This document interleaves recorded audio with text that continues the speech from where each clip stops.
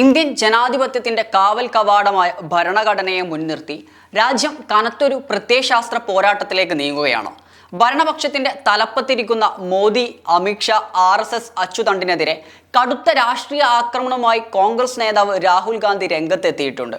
ഇവർ ഇന്ത്യയുടെ ഭരണഘടനയെ തകർക്കാൻ ശ്രമിക്കുകയാണെന്നും രാജ്യ താൽപര്യങ്ങൾ വൻകിട വ്യവസായികൾക്ക് വിറ്റഴിക്കുന്ന രാജ്യദ്രോഹികളാണെന്നും അദ്ദേഹം കുറ്റപ്പെടുത്തി.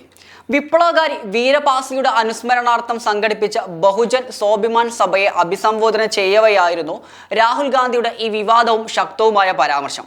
അവിടുത്തെ ജനക്കൂട്ടത്തെ സാക്ഷി നിർത്തി കടുത്തൊരു ആഹ്വാനമാണ് പ്രതിപക്ഷ നേതാവ് നടത്തിയത്. നിങ്ങളുടെ വീടുകളിൽ RSS പ്രവർത്തകർ വന്ന് നരേന്ദ്രമോദിയെയും അമിത്ഷായെയും കുറിച്ച് സംസാരിക്കുമ്പോൾ അവരുടെ സംഘടനയും നേതാക്കളും രാജ്യദ്രോഹികളാണെന്ന് ജനങ്ങൾ തുറന്നു പറയണമെന്ന് അദ്ദേഹം ആവശ്യപ്പെട്ടു. നമ്മുടെ രാജ്യം വൻകിട കോർപ്പറേറ്റുകൾക്ക് വിൽക്കാൻ ശ്രമിക്കുന്നവരാണെന്നും ഭരണഘടനയെയും രാജ്യശില്പികളായ ഡോക്ടർ BR അംബേദ്കർ, മഹാത്മാഗാന്ധി എന്നിവരുടെ ആശയങ്ങളെയും ഇവർ നിരന്തരം ആക്രമിക്കുകയാണ് എന്നും അദ്ദേഹം വിളിച്ചു പറഞ്ഞു.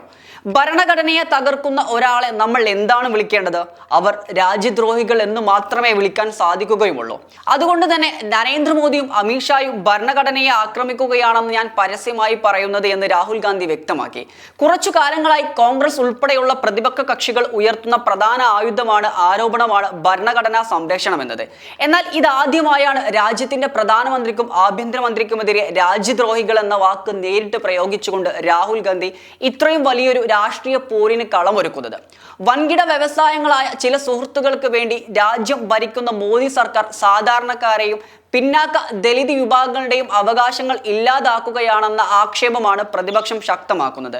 ഭരണകൂടവും കോർപ്പറേറ്റുകളും തമ്മിലുള്ള ഈ അവിശുദ്ധ കൂട്ടുകെട്ട് സാധാരണക്കാരുടെ അവകാശങ്ങൾ കവരുന്നു എന്ന പ്രതിപക്ഷത്തിന്റെ രാഷ്ട്രീയ നറേറ്റീവ് വരും ദിവസങ്ങളിൽ ഇന്ത്യൻ രാഷ്ട്രീയത്തിൽ പുതിയൊരു ധ്രുവീകരണത്തിന് കാരണമാകുമെന്ന് ഉറപ്പാണ്.